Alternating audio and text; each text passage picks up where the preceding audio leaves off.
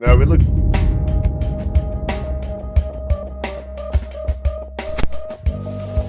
From the team that brought you the Haunted Files on Paraflix comes a new way to experience the unknown. This is the Haunted Files Unplugged, where the lights are low, the stories are raw, and the truth is stranger than fiction. Join Mike Del Coro, Eric Van Dawn, and their special guests as they dive into the dark corners of the paranormal. From hauntings and cryptids to UFO encounters and everything in between.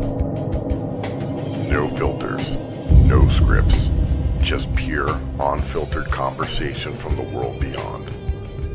You're listening to The Haunted Files Unplugged.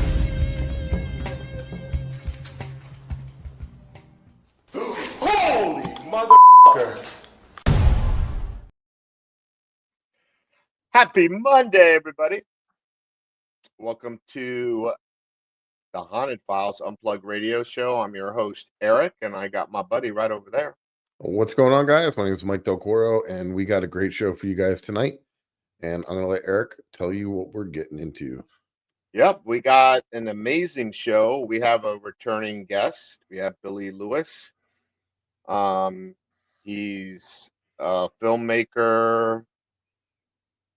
He's probably an investigator in crime and in the paranormal, and he owns ScareNetwork TV.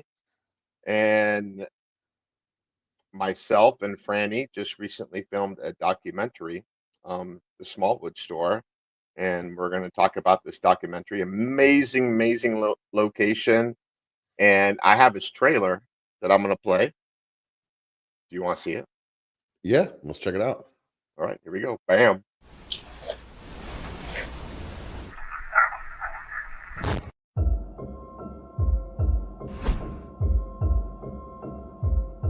Chokoloski, This is crazy. SmallWood store. We've never investigated this place. The store was started in 1906. This building here is over 100 years old. Ted Smallwood purchased half of the island of Chokoloski, I believe, in 1906 for $600. It has taken on water, I believe, 6 times on this level, last time being Hurricane Irma. This is our gem on the rough island. It's a little piece of paradise down here. The store, to me, is authentic Florida. We're going to stand here and we're going to be quiet. You definitely don't feel alone down here, even when you're just walking around. There's a lot of activity in that bedroom, and that's where I seen the shadows. Is that his original rifle?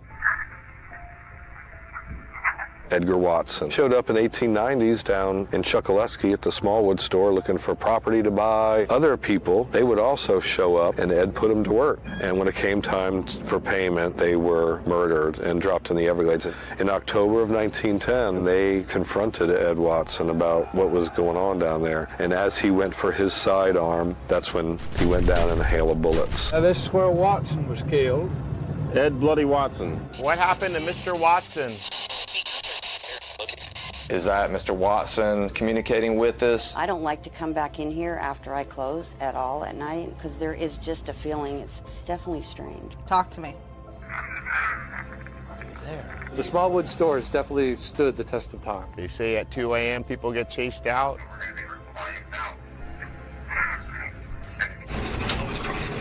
You scared?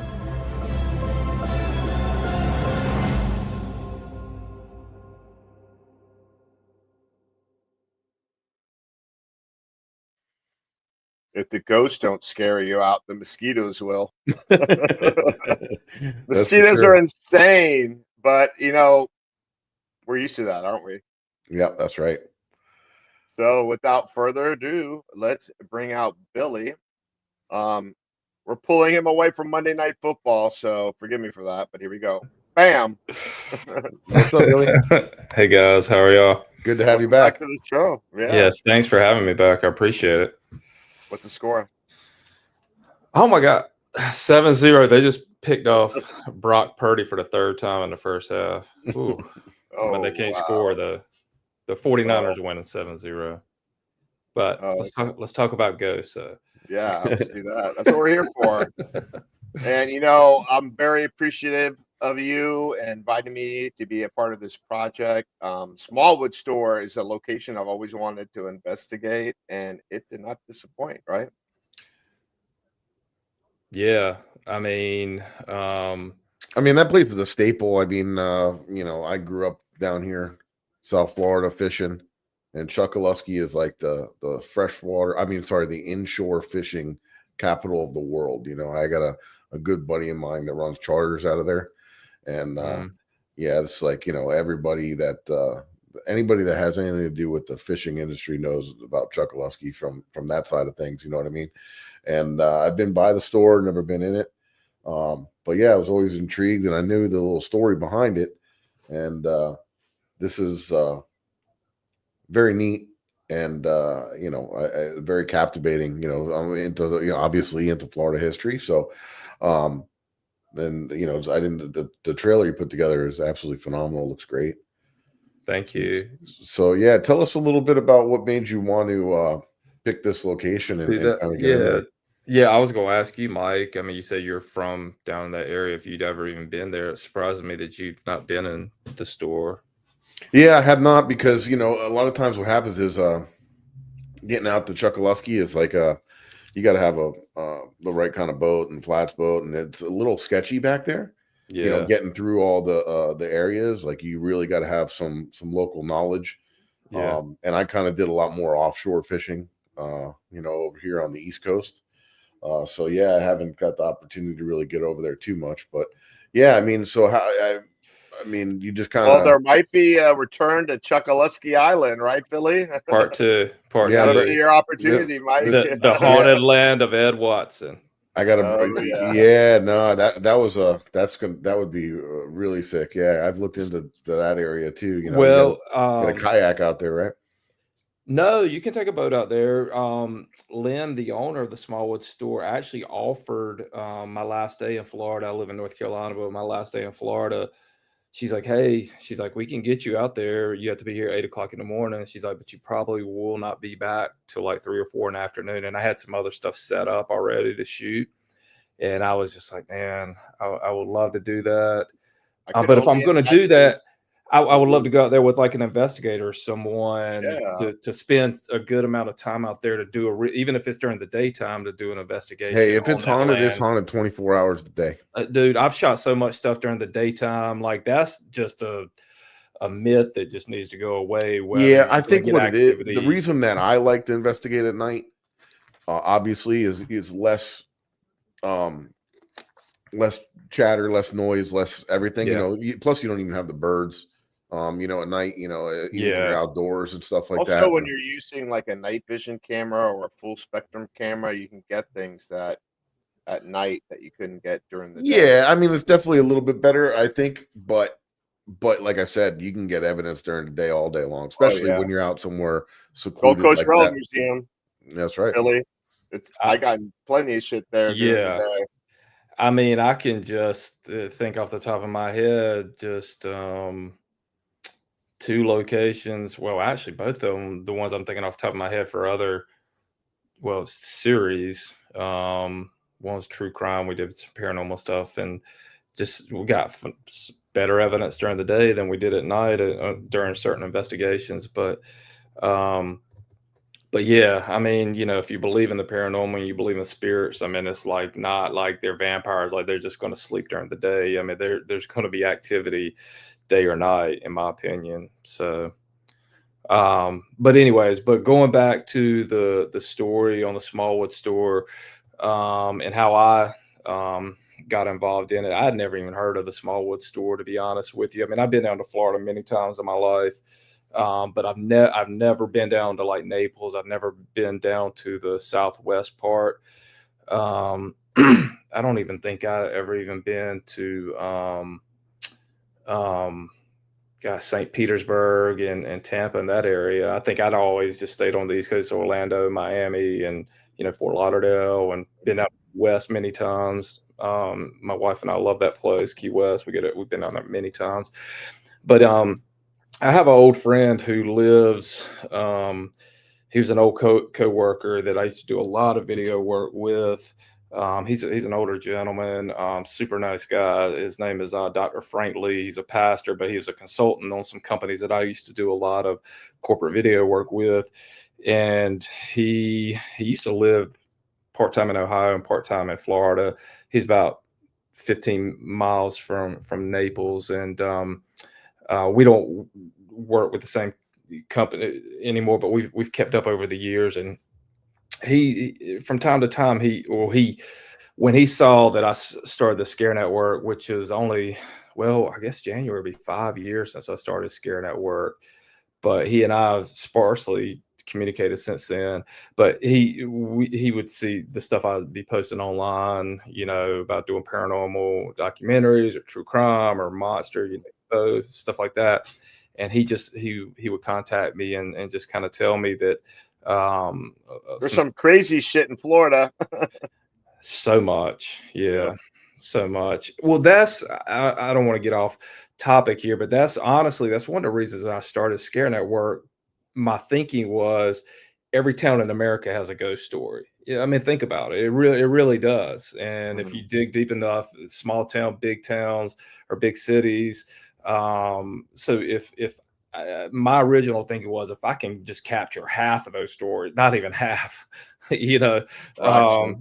then you have more content than you know what to do with. So that was my thinking from the beginning, was to be able to just capture those kind of ghost stories and tell them in a way this a good, you tell just a good story, and you just don't have paranormal investigations. You have good interviews, you tell the history, yada yada. Anyways, so he just kept mentioning some different things down there. And then he introduced me to Todd, who you saw on the trailer, Todd Dawkey, and he was a producer on this thing. I would have never been able to, A, shoot in that place. B, Todd told me a lot about the history, and he introduced me to the owner, Lynn, and he was very kind, because I had never met Todd in person before I went down to Florida back in June when we shot. And so if it wasn't for Todd kind of spearheading us being able to film in there and getting the permission from the owners, because, Lynn, the owner, the current owner of the store, she's allowed some, obviously some other teams to do investigations in there, but she said that they're also very, I guess, picky when it comes to allowing teams and filmmakers and whoever to film in there as well. So I was, I was very thankful to her, and I just kept telling her thank you 1,000 times. So when she gave us the green light, and then I was able to line up some other stories while I was down there as well, because when I go and film, I try to stay gone for like a week, but I try to do multiple documentaries or series or whatever it may be in that time. So, and then I started reading, going back to SmallWood store, I started reading the stuff about Ed Watson, and you mix in the kind of the true crime. And I guess what intrigued me more than anything is a lot of people, this can't be proven, but a lot of people label Ed Watson as the first serial killer ever in the United States. Again, even that can't really be proven, but they're saying that he, with the amount of people he killed, his workers, and he had the murder of Belle Starr out in Oklahoma, and there was some other stuff. I just heard some fascinating stories about him, and Todd gave me some really good stories. And so while I was down there shooting the paranormal thing, I was simultaneously shooting a true crime story on Ed Watson. So I'm going to produce that separately, the best I can. I think I need to get a few more interviews and do some more with that. But he got murdered 115 years ago. So it wasn't 15 years ago. It was 115 years ago. So that's, how much truth and how much legend. A lot of people don't know about the story, even locally. No. But there's been, that the Matheson, Peter, I think his name is Peter Matheson. I haven't read them, but he wrote, I believe it's 3 books called Killing Mr. Watson, and then whatever the first one was. But it was a New York Times bestseller back in, I think, the 90s. And I think I need to read them. If I'm going to produce a true crime Right. story on it, I probably need to read them. But And apparently, can you tell like the listeners and the watchers, like without giving away too much, yeah. like the backstory behind Edgar Watson? Yeah, so Ed Watson was a guy who was born in South Carolina in probably late 1860s, early 1870s. And I think his father, from what I've heard, and I'm maybe a little bit rusty, I don't want to butcher the story, but his father was a mean guy, kind of abusive, maybe alcoholic. So I think Ed kind of ran away, early teenage years, and somehow he ended up out in Oklahoma.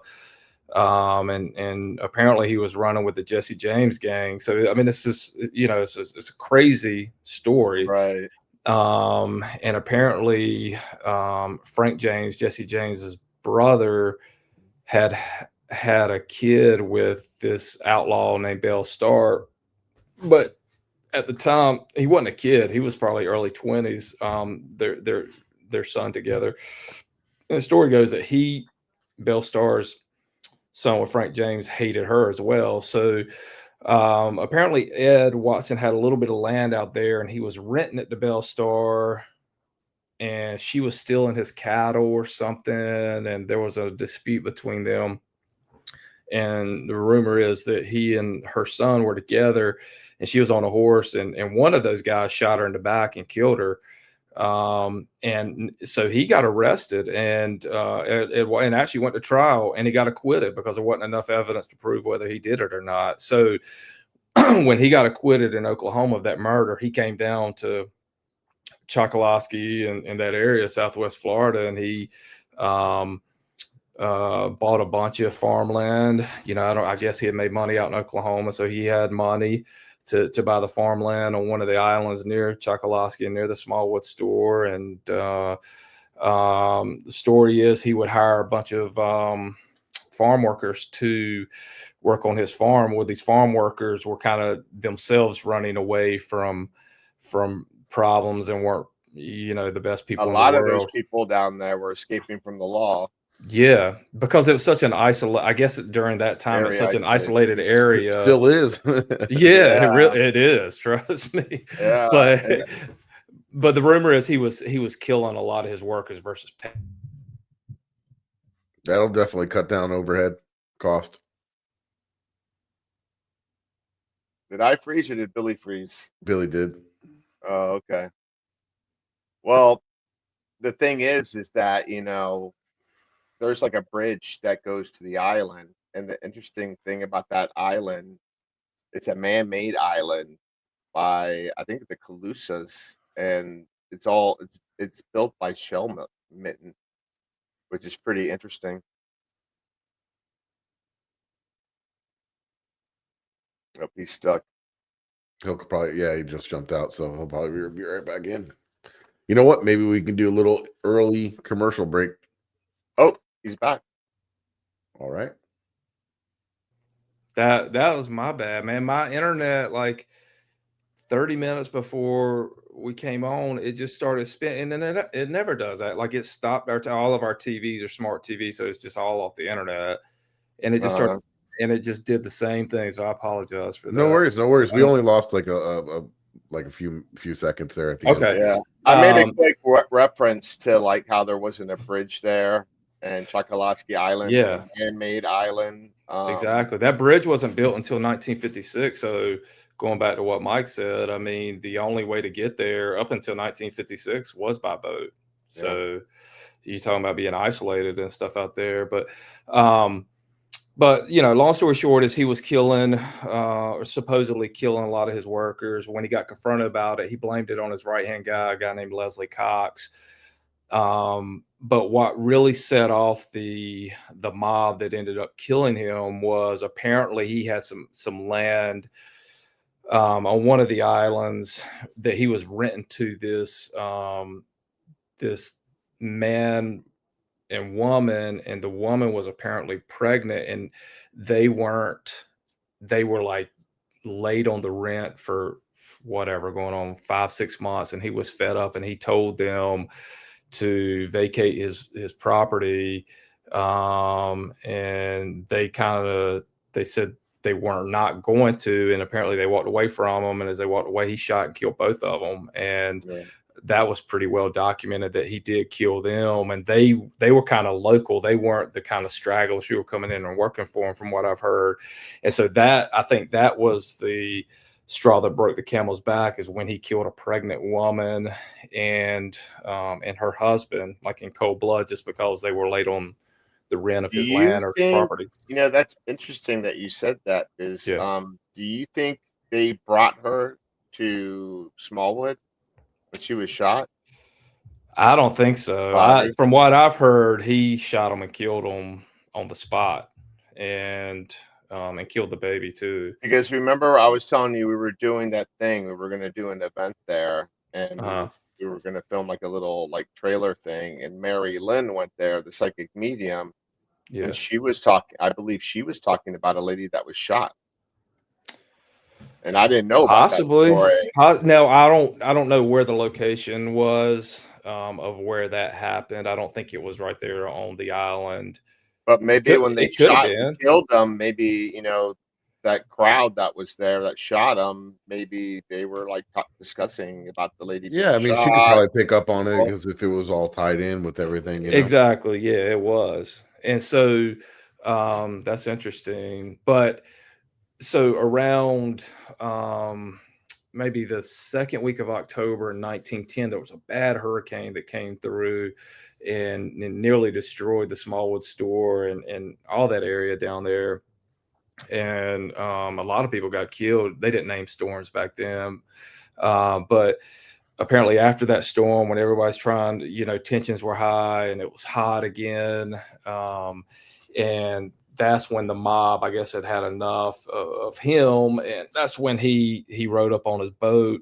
That was another thing, that he was the first one to have an engine on his boat out there. And they said that sparked a lot of jealousy too, that he, you know, was able to afford an engine on his boat when everybody else was having to paddle and stuff. But, you know, long story short, he blamed it on his, like I said, his right-hand guy, Cox, Leslie Cox. And he's like, give me some time, I'll go and take care of it. He supposedly went and killed Leslie Cox, brought back a hat that had a bullet hole in it, and said that I killed him. And that wasn't enough for the mob. They were fed up. And apparently after the storm, I guess the bullets that he had at the time were all made of paper, and they got wet during the hurricane. And he pulled out his handgun or shotgun or whatever, and was going to try to fire on the crowd. And when he pulled it out to shoot, it wouldn't do anything because his bullets were wet.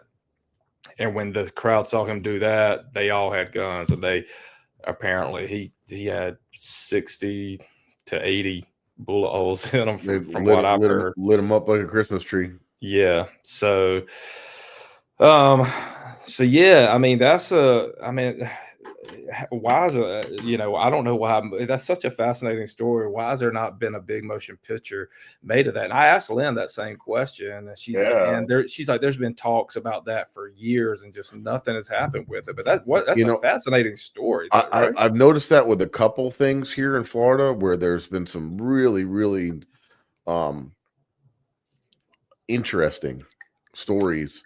And they just never really did anything with them. That you know, it's like right here. You know, it's like, man, this is perfect for a motion picture. Yeah.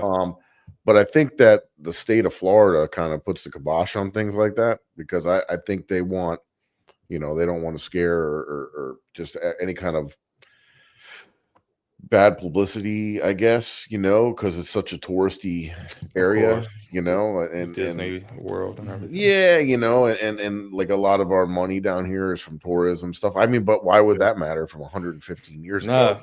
But there's some other stuff that was a little bit more modern that I was wondering the same thing. You know? They did the Eileen Warnos, remember? Yeah, they did. Yeah, oh, yeah. Yeah. And they're getting ready to do it again. You know that show Monster that just came out, The Monsters with Ed Gein? Yeah. They're doing a one on her. Yep. Oh, I didn't know that. We actually doing Lizzie Borden next. I've heard that. I didn't know if that was true or not.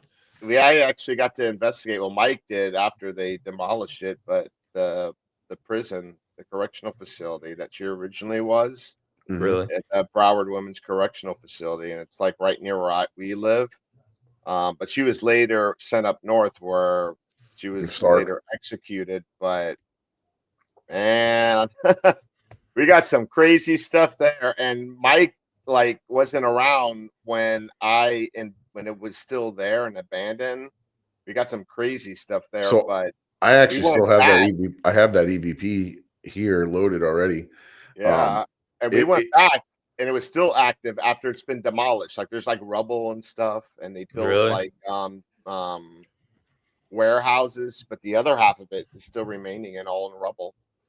Yeah, and Mike was saying we caught an amazing EVP after the whole thing's been torn down. It was wild. So residual, we feel that it was residual. And you know what's messed up is this, right? So we were with our friend Joe, and he's very intuitive, and we kind of said, kind of lead us to where you're feeling a presence, and kind of walked us over to an area. And don't forget, like he said, it's just rubble now and weeds. And we happened to look on Google Maps, and the Google Map image still showed the building being there. Yeah. So where we were, and you look at Google Maps, and Eric was familiar with the building, we were in death row.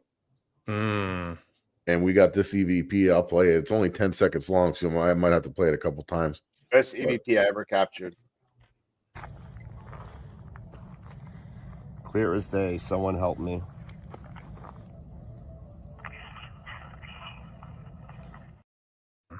Did you get to hear it? Yeah, I heard it. Pretty wild, right? So you got to remember, we're in the field, and it's like, 1 a.m.? We got a table out there, and there's nobody around. And it was just like us 4 dudes, I think. Yep. And we got a woman saying, someone help me. Like, how wild is that? Like, right by death row, where it used to be. Like, almost like whispering, like, someone please help me. Like, it's freaking wild. Yeah. She was an evil, evil human being. Oh, yeah. Oh, yeah.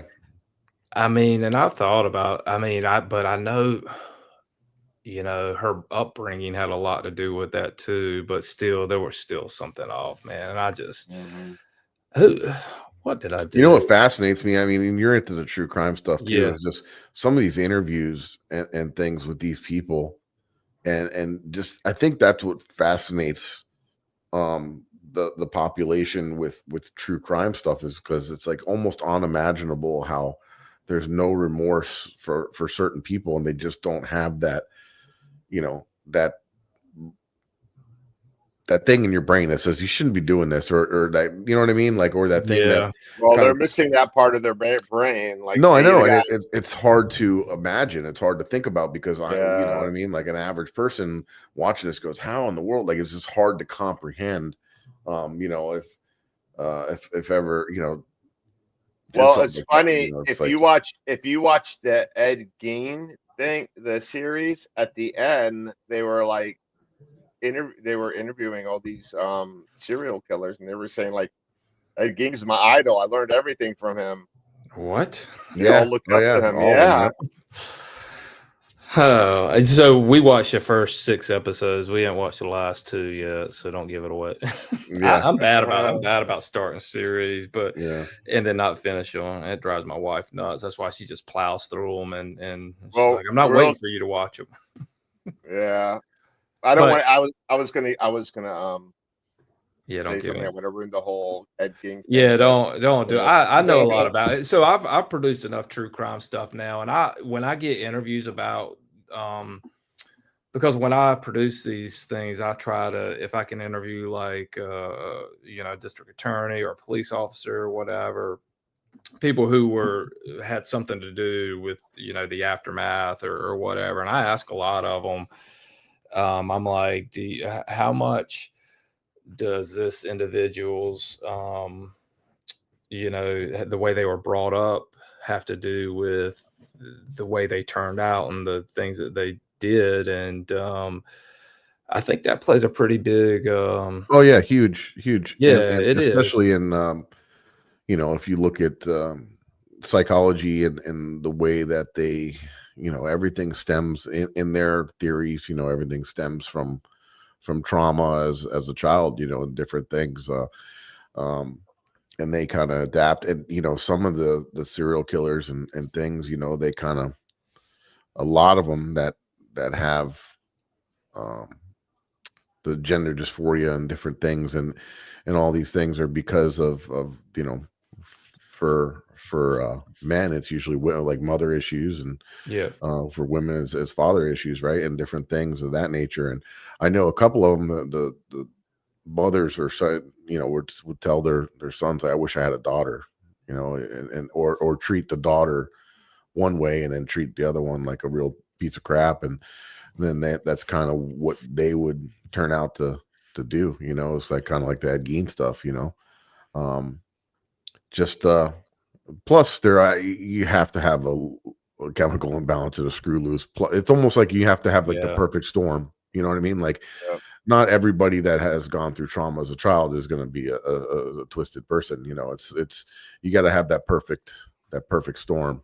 Yeah. I got another, I was gonna say I got another true crime thing for you guys. I didn't have anything to do with it, or I ain't done anything on it. But remember Andrew Cunanan that killed Versace down there? What a nut job that guy was. That guy just went across the country killing people. I would like to check investigate the Versace mansion. I've eaten there. And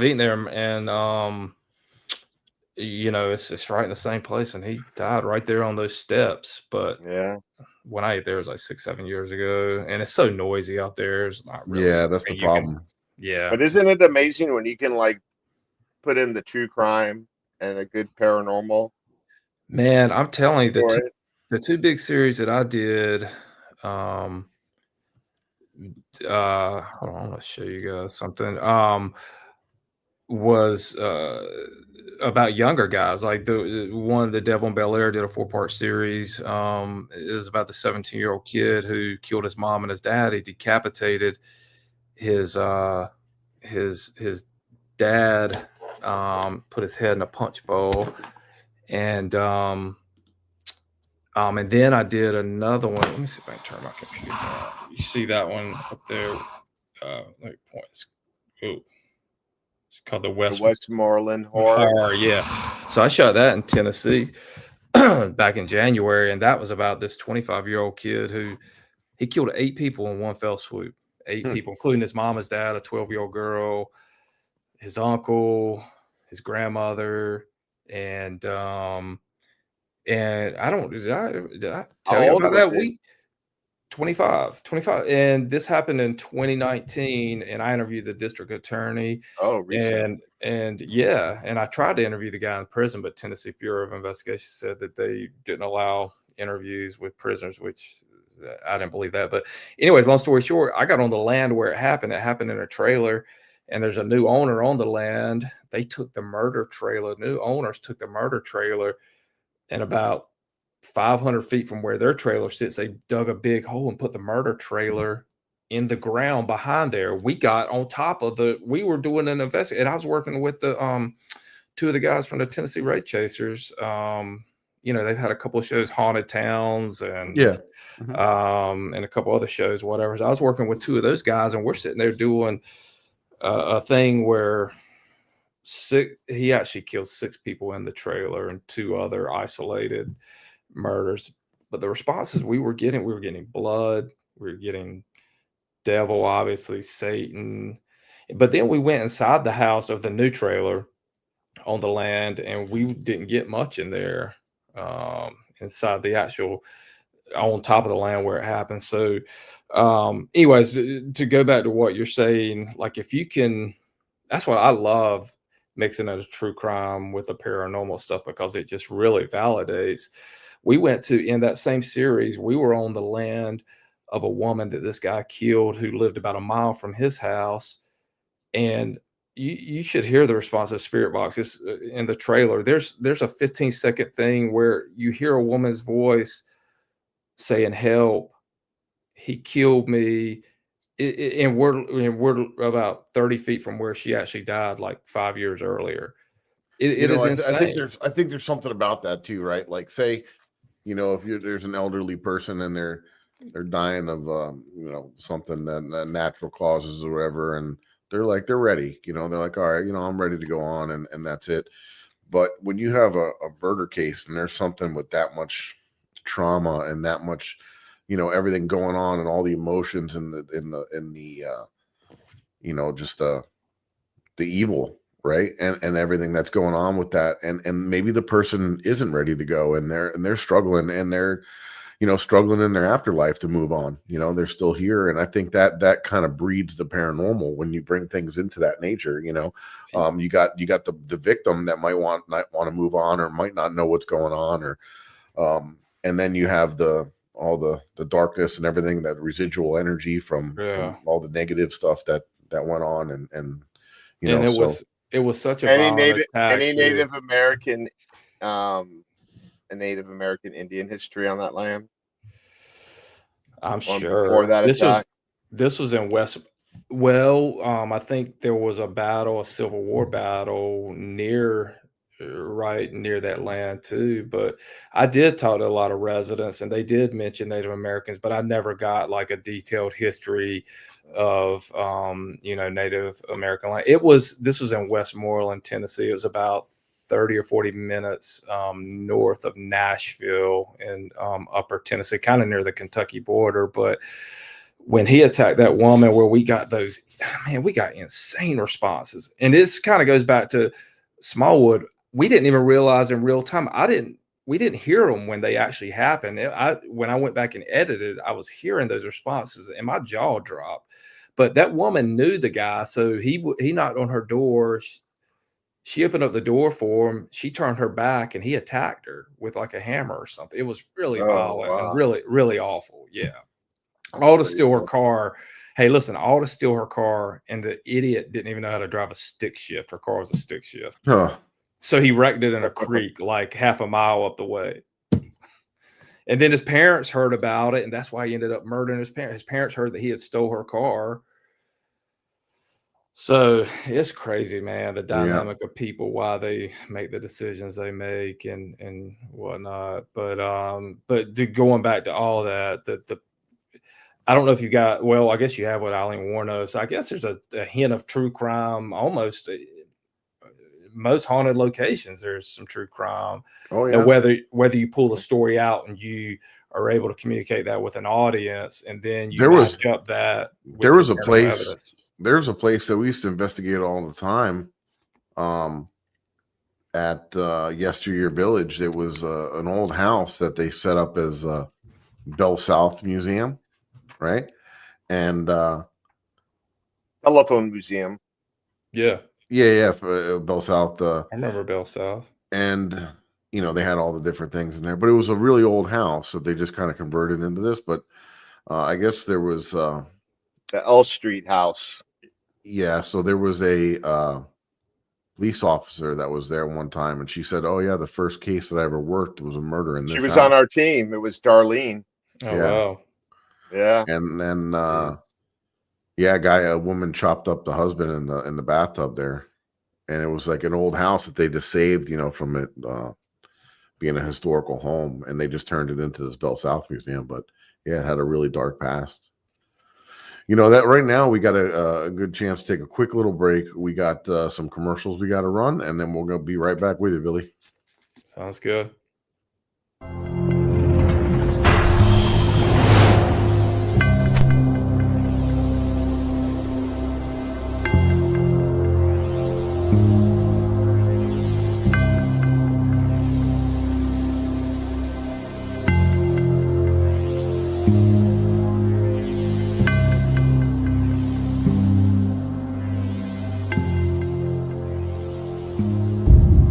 What's up? Mike and Eric from the Haunted Files here, and we got these pieces of paranormal equipment in our hand. Why is that?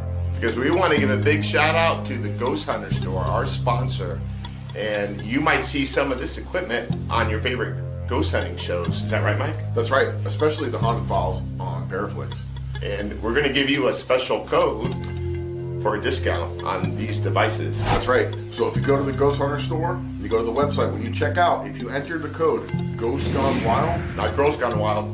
That's right. You get a discount on your purchase. So check them out. They're your one-stop shop for everything paranormal.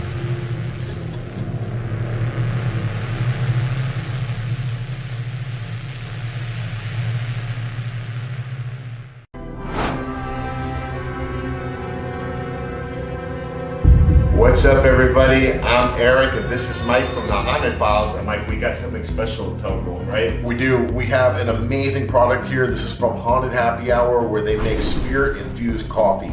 And what's cool about this product right here is it's the Haunted Files edition. It's a Dark Isles brew. Yep, and it's got a blend of Irish cream, pistachio, and dark rum. A perfect blend to awaken your dark side, right, Mike? Hell yeah, it is. And if you're feeling sluggish or you are ready to investigate all night, this is for you, man. And it is amazing tasting. And not only that, but what did Paraflix do for us and for the fans? Well, you're going to get a special discount code that's on the package, and you're going to be able to get 3 months for free Paraflix. And who can they watch, Mike? Well, they can watch us and all the other amazing investigators on the Paraflix platform. So get yours today and make sure you check out Paraflix and the Haunted Files. And if you're feeling dead inside, get caffeinated with Haunted Happy Hour.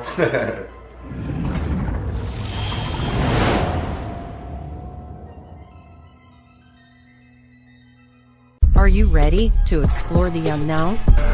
Eventually. Brace yourself for a journey into the supernatural. Paraflix Paranormal Plus, your gateway to the paranormal, all-in-one streaming service. Dare to explore, dare to believe, dare to stream alone. It does not want us here. Sign up now and embark on a supernatural adventure like never before. Paraflix Paranormal Plus, the universal home of paranormal. So guys, if you don't already know, Eric and I have a show on the Paraflix called The Haunted Files. We're filming season 4 now. So right now, if you want to get out there and catch up on season 1, 2, and 3, you can do that now. Everything's out there streaming. If you use the code word Haunted Files 25, you get 25% off your annual subscription. And I'm going to play a little trailer from one of our episodes so you can kind of just check out what we do. And which one should I play here?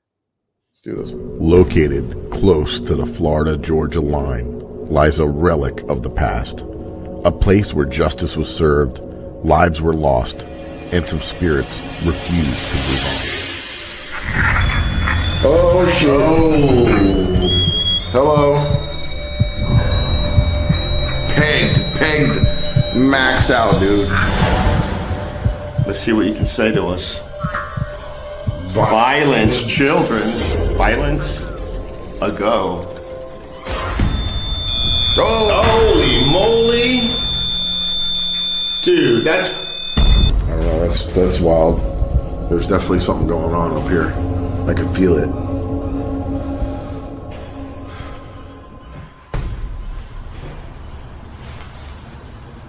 I just heard something out there in the hallway. I'm seeing shadow movement behind you, behind the bars. Really? Yes. I heard it like somebody came up in my ear and whispered in and then I thought it was...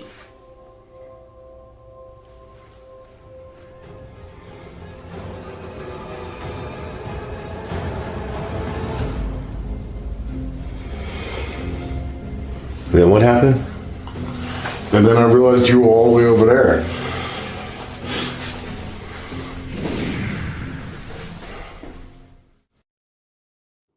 That was a super active night, and we froze our asses off. Yeah, that was the coldest night of the year. Yeah. You remember when we got that? Was that last year or the year before? When Florida got snow? That was last year. Yeah, last year, right? We walked. That was like the day before. We walked out to the car after we finished filming and investigating, and what was it, like 3 or 4 in the morning? And there was like a thin layer of frost, and I got like no ice scraper. We had to sit there and like turn the defroster on and wait. And I'm like, God damn it! I want someone to get home. Yeah, it's not something we see every day in Florida. That's for sure. Tired. So yeah, that was pretty wild. So Yeah, let's get back into it now. So yeah, the Smallwood store, like, that did not disappoint. I mean, especially like after I saw the EVPs that you captured when you Yeah. listened to it, when you did the editing on the documentary. It was we got a lot. Even like on the spirit box, we got like some stuff that we didn't pick up on real time. Yeah. And all related. A lot of it related to what happened there. Yeah, I know. You know, Lynn and Todd and a couple others, you know, that store is obviously not big at all. Super small. Yeah. Small. If wood. it was any bigger, it'd be called the Big Wood store, but that's for a different type of show. But anyway, but there are some known hot spots just in that little area. Obviously the front, that bedroom is people are Mostly there's a doll that gets moved around and people see Yeah. shadow figures in there. I heard footsteps at one point back in There there. was, I mean, a resounding. A lot of the employees and Lynn herself are like not scared of the back bedroom, but they're not fans of it. Won't go in it when it's dark and stuff. I didn't feel like anything off, but I normally don't. People ask me a lot whether I get affected and whatnot. 9.8 times out of 10, I don't, because I'm so focused on filming and making sure that that I'm getting the shots, making sure the audio's good, and I think it kind of desensitizes me a little bit when I'm looking through a lens or looking at a camera the whole time during an investigation and stuff. If that makes any sense. No, Well, for sure. if we film again, we're gonna have to make you do an isolation. I've done those. I've done them. I would have done it that night if you when you came out. If we wouldn't have gotten kicked out, I would have done the same thing you did. I did it at this old house. The Glen House is my last original that I put out about a month and a half ago. It's a 2-part documentary in Cape Girardeau, Missouri. That house was built in the 1870s, and we all did isolations in there. And it was pitch black. And so I love that. That's one of my favorite things to do. Yeah. I hate that. I get that Michael and them had to leave that night, but I wish we said this last week, but I wish we could have stayed till 4 or 5 o'clock in the morning. I feel like you get the most activity when you're by yourself, when it's quiet. Yeah. And you can just listen to what's going on and you can hear. And I feel that's the best way. You know what I mean? And best way is without all the equipment, just your personal experience. Yeah. But if you can show that to people, then that's normally the couple of isolation things that I've done. You don't go in with any type of recorders or anything. You just kind of walk around with the camera and it'd be really dark and just kind of see if anything happens. But I mean, think about the SmallWood store too. I mean, it's pretty much surrounded by water. So, and they say that water is a big conductor of the paranormal stuff too. You know what else is limestone, and that's what Florida's bedrock is, all limestone. So you have water, you have plus limestone, all that ancient Native American history. Like all those little islands there used to be like little villages. And that Chokoloskee Island was a man-made island made out of shellmet and Yeah, I asked Todd that too. Basically, it was like there was the way it started. It was kind of sandbarish, and whoever the Native Americans just started building up, shells until there was enough where they could actually live and that's fascinating. I mean, that isn't that? Yeah, hundreds of years. Because he said they dated that island back to maybe 2800 BC. I mean, again, you can't even wrap your head around how long ago that really was. And you can see the high point of the island right next to the SmallWood store. And I'm sure that those were like sacred grounds. I mean, that could be stirring up stuff that happened, bringing stuff back that happened in the past, whether it's residual or intelligent. But I feel that when we investigated, it was a mixture of both. Did they ever find any remains from any of the victims at his homestead or anything? I think I asked that question. And I don't think they did, but you say, I mean, if he had a boat and you dump them offshore, I mean, they're getting eaten up by everything, gators all and kinds stuff. of critters. Well, you got to remember also, like Loop Road is just not too far from there, and Loop Road was a logging road when they chopped down all the cypress trees. But during Prohibition, Al Capone had his hideout out there where there was drinking, prostitution, murder. Sounds like the weekend. Yeah, and even now, bodies get dumped out there, you know? It's funny, like, I mean, think about how long ago Ed Watson got murdered. That was pre-Al Capone. You know, Al Capone was what, in the 20s and stuff like that. Ed Watson died in 1910. But you're asking if they ever found any bodies, and I know I'm going to butcher this story, but Todd told me this story that, let me try to just quickly say it, that Ed Watson went up to Atlanta when he was kind of in the prime of making his money on the good farmland from Chokoloskee in that area, which that would have been a haul. I mean, to get up from Southwest Florida up to Atlanta, but somehow he made it up there, and he was drinking at this hotel for a couple of days, this really swanky hotel at the time, you know, 1905 or whatever it was. And there happened to be a journalist from like the Atlanta Constitution happened to be in there, and he interviewed Ed Watson. And I want to say that Ed Watson told him the reason that his crops and stuff grow so big or so well, and or not the reason, but one of the reasons, when they're farming, they would find the bones of like giant humans, like 10-foot plus tall humans, and huge skulls.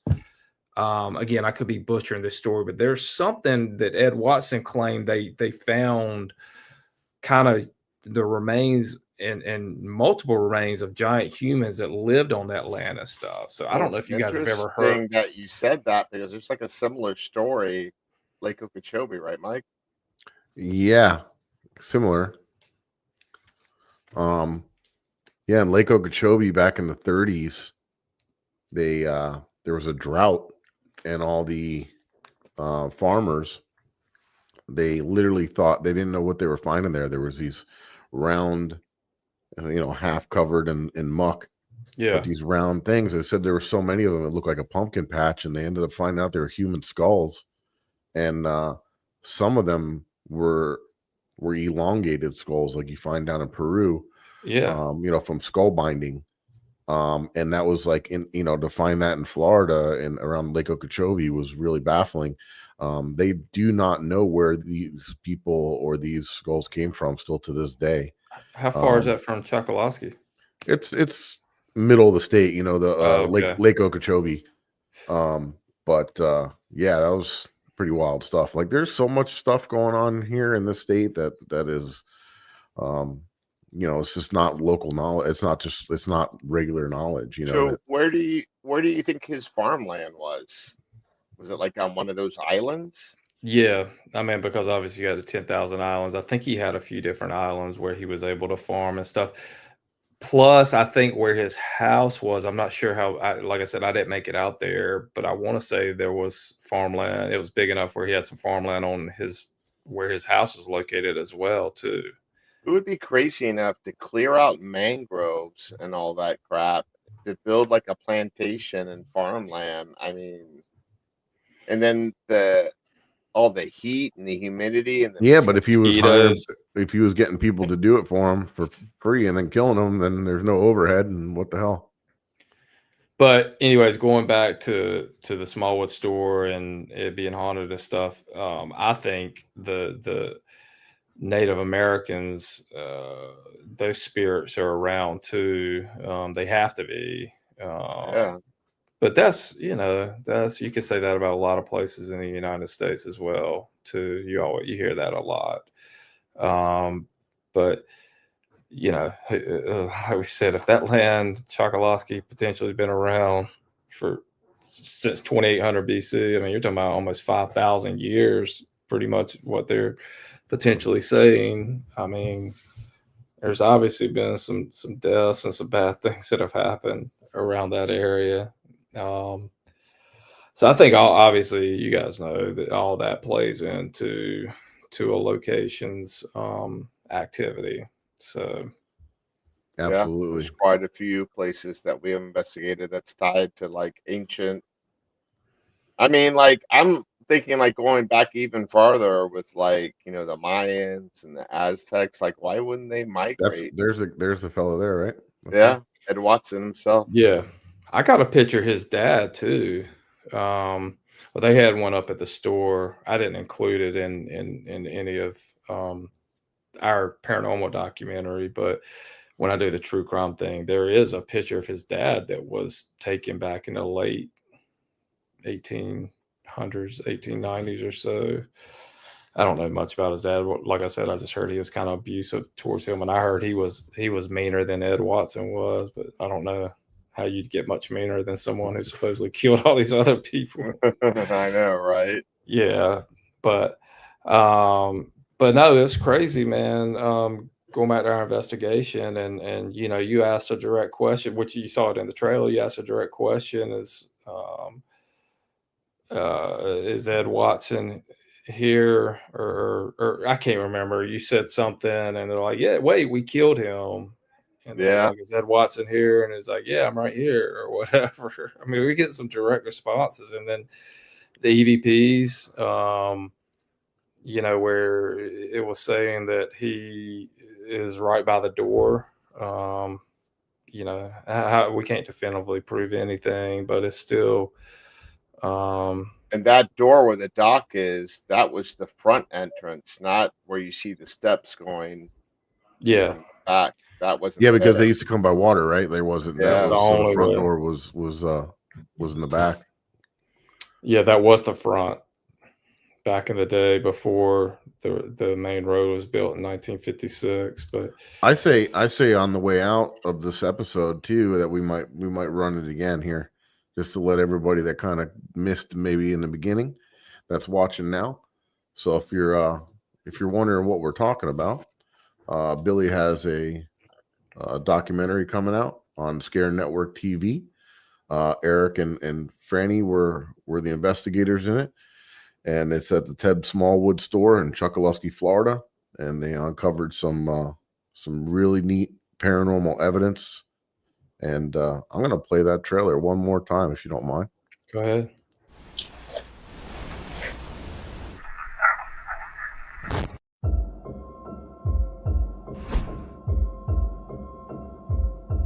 Chokoloskee. This is crazy. SmallWood store. We've never investigated this place. The store was started in 1906. This building here is over 100 years old. Ted SmallWood purchased half of the island of Chokoloskee, I believe, in 1906 for $600. It has taken on water, I believe, 6 times on this level, last time being Hurricane Irma. This is our gem on the rough island. It's a little piece of paradise down here. The store, to me, is authentic Florida. We're going to stand here and we're going to be quiet. You definitely don't feel alone down here, even when you're just walking around. There's a lot of activity in that bedroom, and that's where I seen the shadows. Is that his original rifle? Edgar Watson showed up in 1890s down in Chokoloskee at the SmallWood store looking for property to buy. Other people, they would also show up, and Ed put them to work. And when it came time for payment, they were murdered and dropped in the Everglades. In October of 1910, they confronted Ed Watson about what was going on down there. And as he went for his sidearm, that's when he went down in a hail of bullets. Now, this is where Watson was killed. Ed Bloody Watson. What happened to Mr. Watson? Is that Mr. Watson communicating with us? I don't like to come back in here after I close at all at night because there is just a feeling. It's definitely strange. Talk to me. The SmallWood store has definitely stood the test of time. They say at 2 a.m. people get chased out.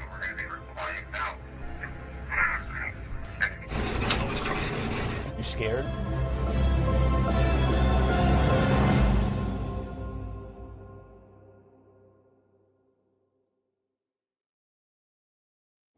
Awesome. At midnight, right? Yeah. So just in a couple hours, we're going to release that and put it out on the platform. And we have apps out on Roku, on Apple TV, Fire TV, Amazon Fire TV, Android TV, the website, ScareNetwork.tv. So, yeah, if you're into the paranormal, if you're into true crime, horror, and monster content, that's kind of what we specialize in. And we've got pretty good at making these paranormal documentaries. And, like I said, I love being able, I say this often, but you can't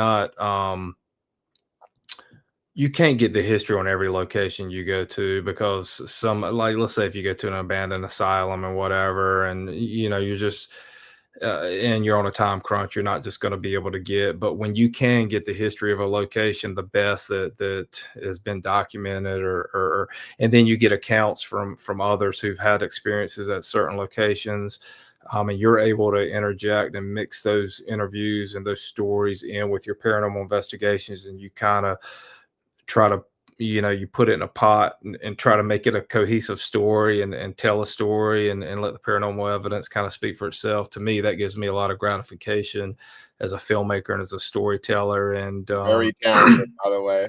Thank you. But the SmallWood store, man, it just kind of, the story just kind of told itself, man. The history's great. Not only is it, very exciting story and intriguing and something that draws you in to kind of watch this. You have the SmallWood store, which is, it looks like it was like you went back in time when you go into this place, right? You have a lot of people don't really know the real Florida, right? That's Florida to me.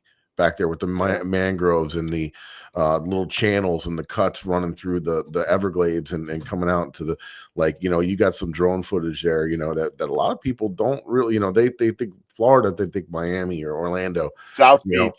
Yeah, exactly. When you get to see the rugged side of Florida, and that's kind of a local knowledge place, right? The Chokoloskee, that's, like I said, where a lot of locals go fish and stuff like that. Some amazing fishing out there.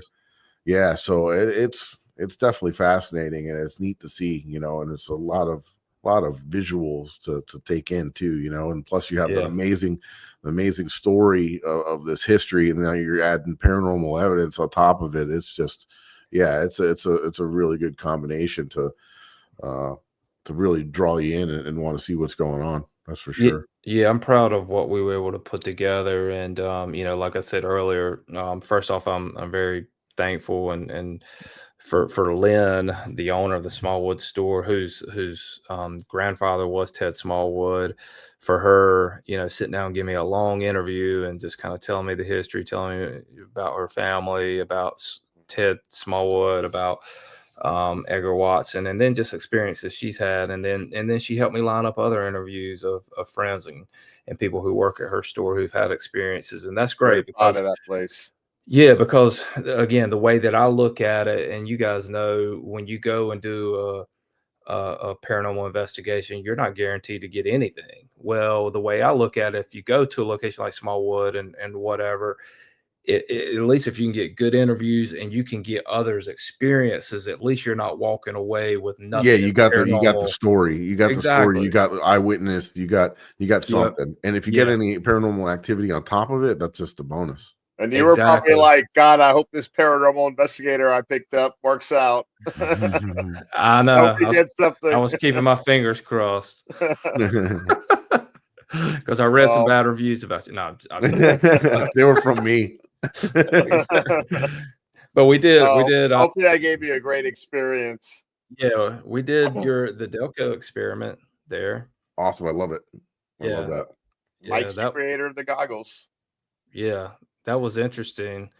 I wish we'd have had more time. I wish we could have done it for 2 nights. We did all this in one night, so that just to give you a little bit of perspective. I felt like if we could have done 2 nights, you were there in the morning. You were doing all the I was there early. I was there at like 9 o'clock in the morning. I was there all day filming and getting interviews and doing drone and doing all kinds of stuff too. So, I know most of our episodes that we put out, we film in in a day. You know, we'll come in, we'll fly the drones, get B-roll, interview, and then go straight to investigating. And then like, you know, so It's kind of nice when you get someone to film you though, and you don't have to worry about all the filming. I know. So Trust me, I wish I could have I wish I had the money to have a camera crew come in and I could just kind of direct and You will. and You will one day. I know, but Gotta manifest it. yeah, but you know, it's I've been doing this for so long, like video production and stuff for so long, that I kind of know how these things work. I know what I need to get, how I need to get it, and in interviews too. I've done, man, I bet I've done at this point 15,000 interviews. So I know it's weird. I can't explain it because it's so second nature to me.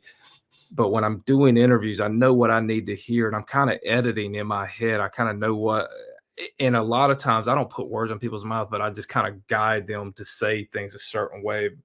And then even when I'm doing interviews, I'll hear a good soundbite, and I'll think to myself, I won't say it out loud, but I'll think to myself, I like, man, that 10-second soundbite, what they just said, will be in the trailer for this, whatever this particular story or documentary or series that we're doing. And so, but yeah, I mean, going back to the SmallWood store, it photographed really well because, like you said, Mike, it's a museum now, so there's so many old artifacts, and it was overwhelming because I want to get so much B-roll, but there's so much stuff in there. I mean, they have stuff in the rafter, they have stuff in the rafters, they have stuff everywhere, and I captured as much as I could. Long. You said you could have made it a lot longer.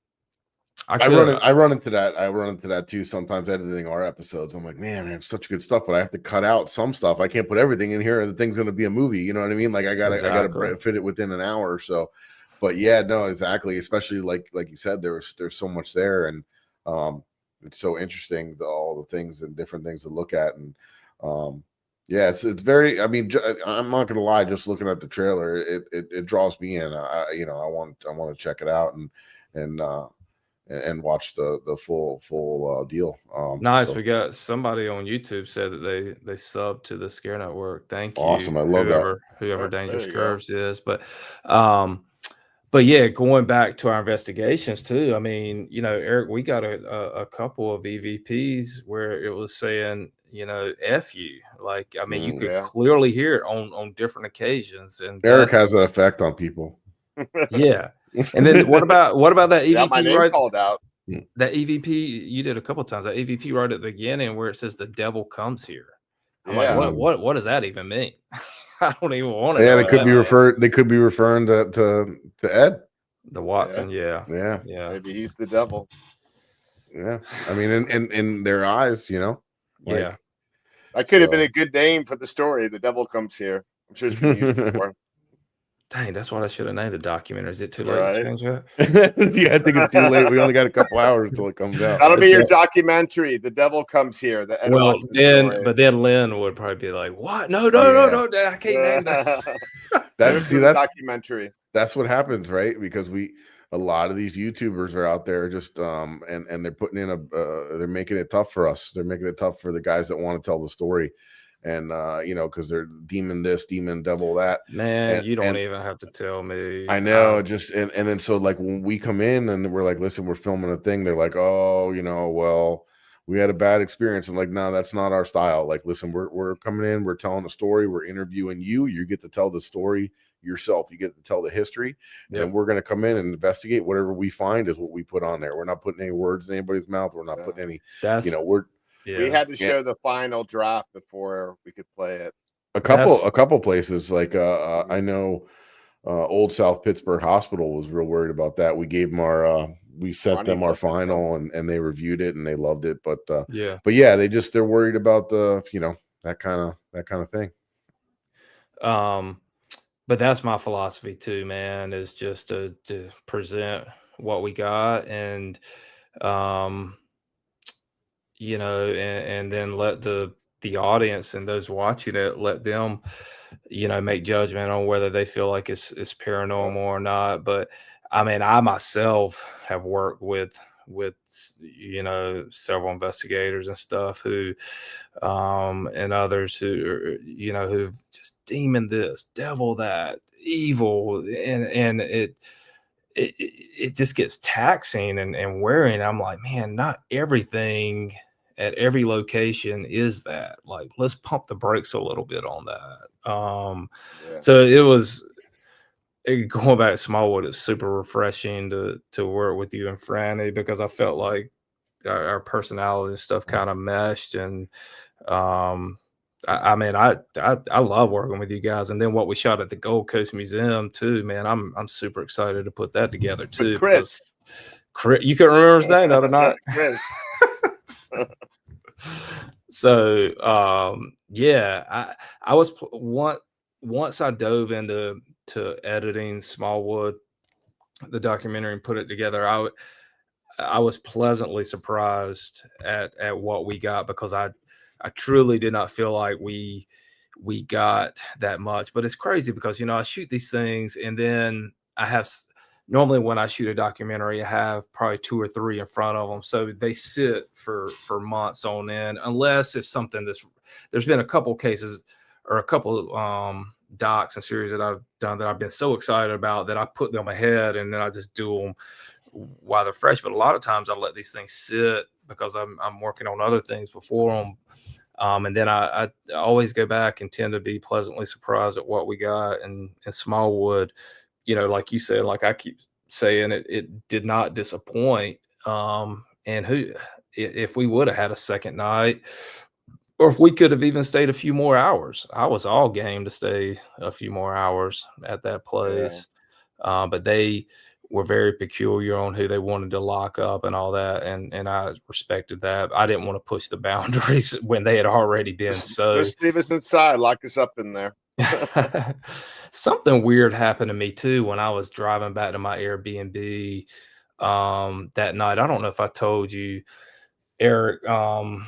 I mean, it was well past 3 o'clock after I packed up all the gear and whatnot. And my drive back to my Airbnb in Naples was like close to a 30-minute drive. But I was going down that long stretch where there's nothing but the glades on either side. I can't even remember what that road is from Chokoloskee. Do what? Trail. Whatever that long stretch is from Chokoloskee to Naples, where there's about a 15-minute drive where it's nothing but the road and glades and water and stuff on either side. Trail. Yep. Yeah. I can't remember the road number, but anyways, it's dark out there. And if you go off, you're in trouble if you go off that road and go into one of those glades and stuff. But I looked up. You might hit a gator or a python. I know that that was in the back of my mind too. But I looked up, and on where my window, where you roll the window down, and then the bar that connects your side window with your front windshield, there was a huge spider. I swear it's like that big. I looked up, and it was so I couldn't get a good angle to kill it, and so I tried to hit it. And that thing was huge too. And I tried to hit it, and I don't know what, and I didn't want to kill it with my hand. So I think it fell down, and there was nowhere for me to pull over on the side of the road, because I'm just riding, like I said, nowhere to pull over. That's very narrow. It's just a 2-lane road. Exactly. And there's nowhere to pull over. It's just a canal. I mean, rails maybe, if you're lucky. I know. Well, that's why I freaked out. And it goes into canal. I don't know if I told you that at the Gold Coast or not, but it really freaked me out. And I thought that was really weird that happened after that long investigation and being there all day, that spider just all of a sudden shows up on the side of the thing. And me being a filmmaker, I probably should have just pulled out my cell phone and tried to film it. But then I'm driving 60 miles per hour. It was just all these weird things happening.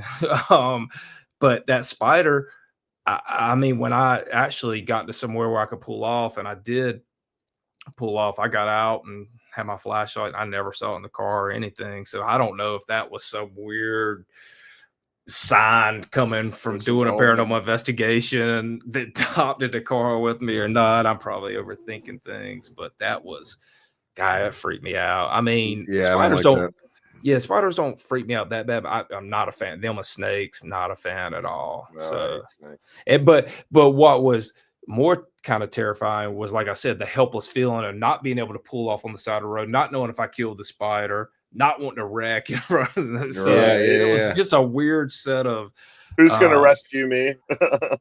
Exactly. I don't think I passed another car at 3 o'clock in the morning going down that long stretch. So, but that kind of all that kind of goes back to the uniqueness of the SmallWood store and the isolation of where it's at out there on that island too. So very isolated. Yeah, it was a very, very neat investigation, a very cool story to tell. And again, thank you guys for being a part and coming down and taking your time out of your schedule to do it. I loved it. Yeah. All right. So yeah, Mike, you need to get there, man. Yeah, I'm just a phone call away. I know. I'm gonna try to take the time and see if we can set something something up at some point and get back down there and do something else. All right, cool. Yeah, sounds good.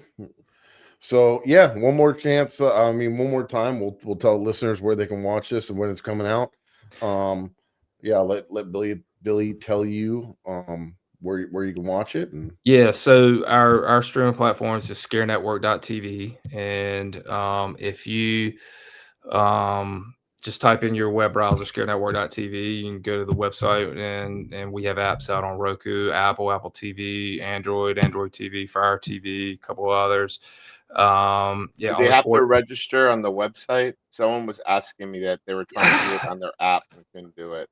Yeah, it's weird. The easiest way is to do it on the website and then log into the apps, which it's that way with even bigger sites too. But I mean, you can register on the apps, but some people do have issues, man. It's, doing a streaming service is no small feat. So you gotta, there's always bugs and stuff that have to be fixed and whatever. But we're doing the best we can with what we have. But it's the streaming platform, it's paranormal, it's horror, it's true crime, and it's monster content.